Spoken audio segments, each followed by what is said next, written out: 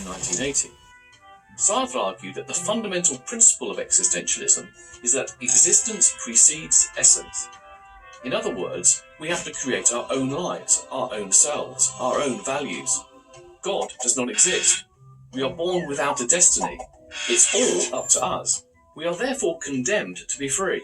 Condemned because our freedom is far from that of the carefree hedonistic consumer on a shopping spree. We have an absolute responsibility for ourselves, which can lead to despair and anguish, even questioning the point of living, a classic existential crisis. This existential angst has not gone away. It's the human condition, as real today as ever. Political freedom and material prosperity end the struggle for basic existence and survival, but only increase the struggle to find genuine meaning for our existence. Why are we here? How can we make a difference? How should we really live? Sartre took our freedom as given, but his partner and fellow philosopher Simone de Beauvoir pointed out that it's not always that simple. In her seminal book The Second Sex, she argued that society and political structures often conspire to hold women back. Camus argued that yes, we are free, but the world itself is absurd. He retold the classical myth of Sisyphus, condemned forever to push a rock up a hill, only to see it roll back down, for him to start all over again. Like Sisyphus, our task is to accept our own absurd lives cheerfully. Wonderful though life can be, it has no ultimate purpose, and we all end as dust. However, not all existentialists believe we live in a godless, senseless universe. The father of existentialism, the 19th century Dane Soren Kierkegaard, believed in the Christian God, but argued reason and evidence can never prove that he exists. We have to take a non-rational leap of faith. At its heart then, existentialism is not really all about meaninglessness. It's about the responsibility we all have to make the right choices in life, both for ourselves and for others. A heavy responsibility indeed, and just as important now as in post-war Paris.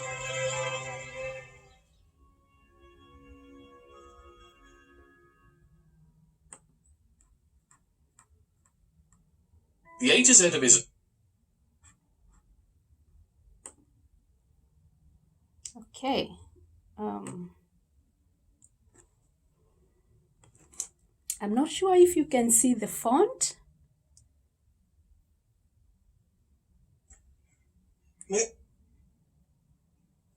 Yeah, it would be better if it's a little bit bigger font, but I think we can still...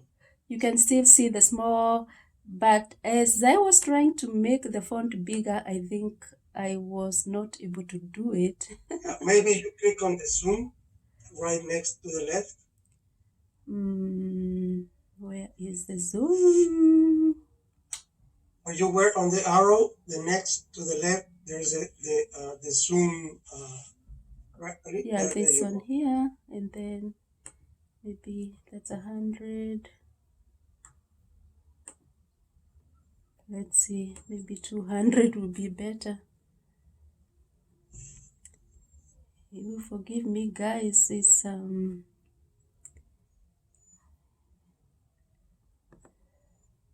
let me see.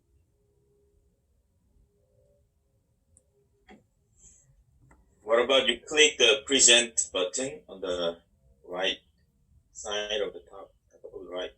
The present button on the right? Yeah. Okay, let me see. Right next to share button. As I can see. Okay. Yeah, there's present. Yeah, present. Okay. That's better? Yeah. Okay, thank you.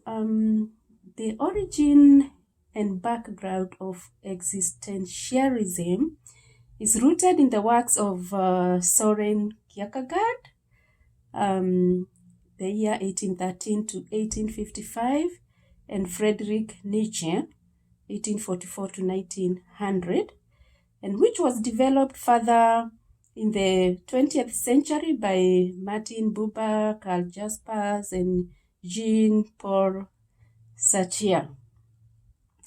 As I was reading, I found that phenomenology is closely allied with existentialism, and it deals with phenomena of consciousness, from the first person point of view.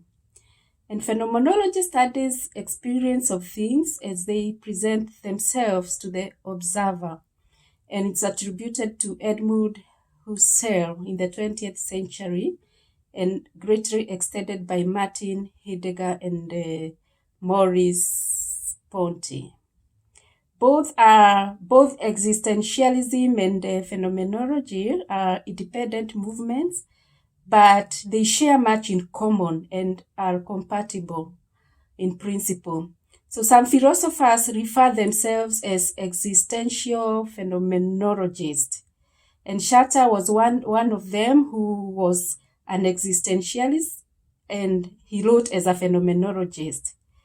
And Heidegger rejected both labels, and he wrote his philosophical works that many existentialists have found compatible.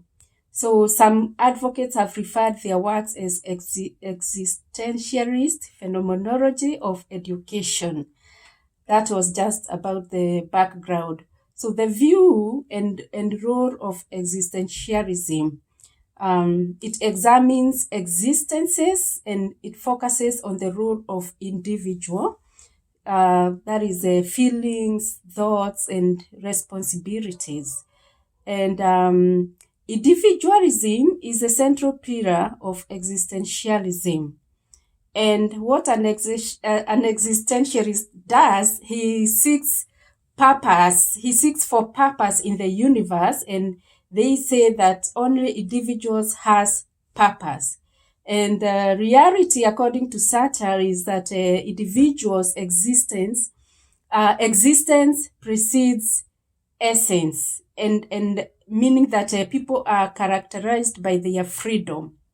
And a person exists first to determine his essence. And a person determines what he or she chooses to be.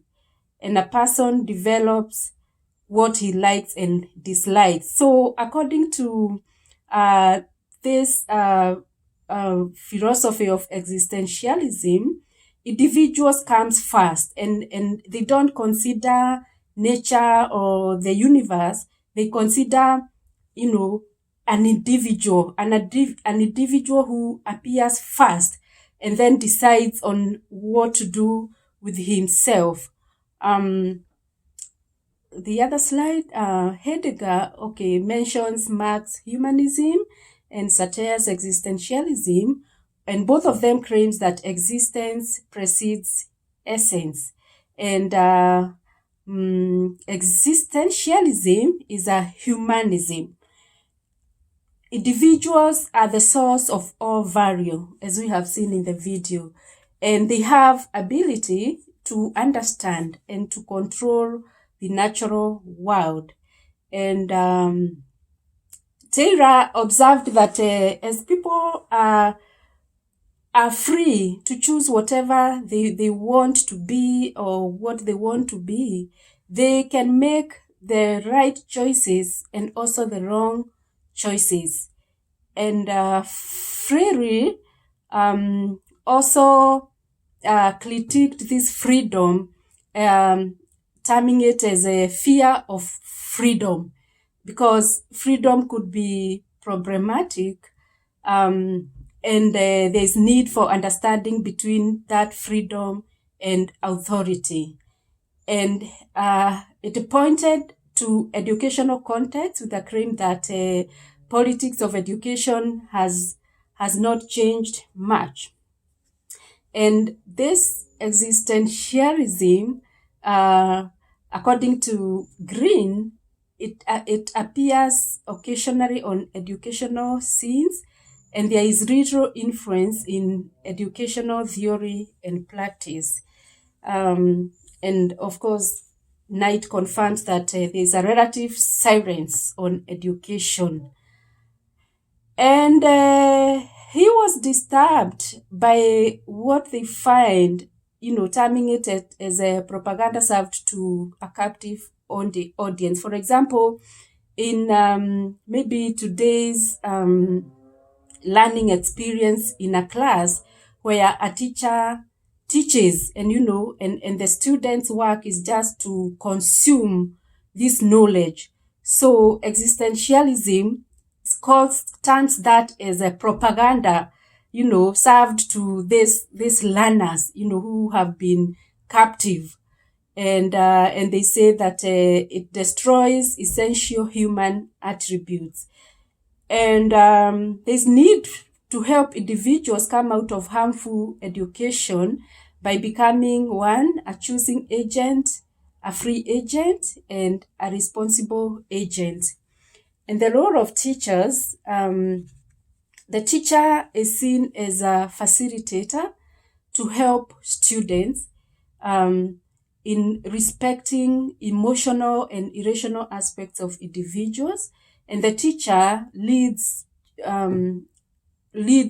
students to better understand themselves, and that way they can be able to face the ultimate questions of life, death, and meaning from different viewpoints. So existentialism believes that education should focus on individual reality, whereby an individual comes first. An individual human is so important as the creator of ideas, and the ideas of heaven and hell and God are human inventions. The Christian perspective of existentialism, one, Nietzsche's notion on existentialism claimed that God is dead, and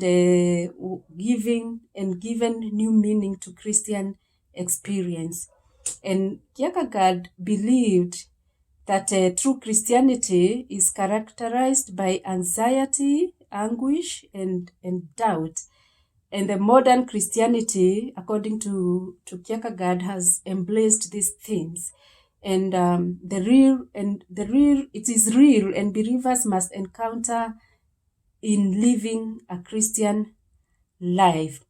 So some aspects of existentialism are related to Christian philosophy in this way. There's an emphasis on individual alienation of self, others, and the world, the need to face life, death, and the meaning, which leads to self-examination.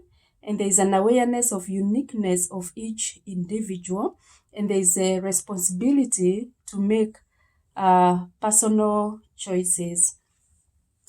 And historic Christianity uplifts existential aspects in a philosophic framework, and they say that reality is God-centered rather than human-centered. Revelation is authoritative, not experiential, and values are given by God, not chosen by the people. So you can see, the difference between existentialism by satire and by Kierkegaard, and there's a real difference, because their reality is human-centered, and according to historic Christianity, reality is God, revelation is authoritative, and values are given by God and not chosen by people.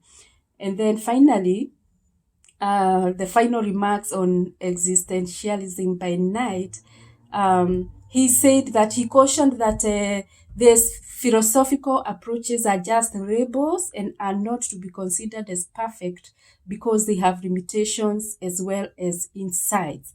So it will be upon me and you and other philosophers who are Christian educators or philosophers to choose what does not conflict with my world view.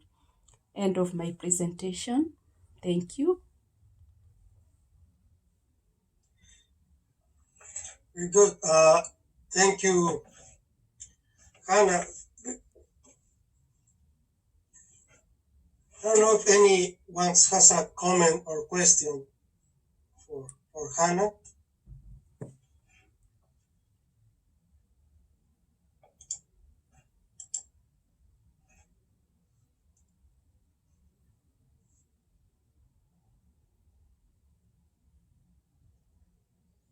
Well, as you think about it, I have a couple. I have thought a course on philosophy of education for many years, even though Dr. Isler used to teach it here in the program, but before I came to Talbot, that's one of the courses I used to teach. I always surprise students when I made the comment that existentialism is my favorite philosophy of all. And if I were not a believer, I would be an existentialist. And they look kind of surprised.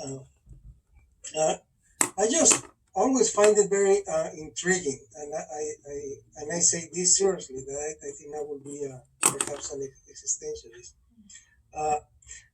Perhaps one of the inferences is on literature. I don't know if you remember, but my background is in literature. So they were many of the artists and that expression, Albert Camus, Sartre, Ionesco,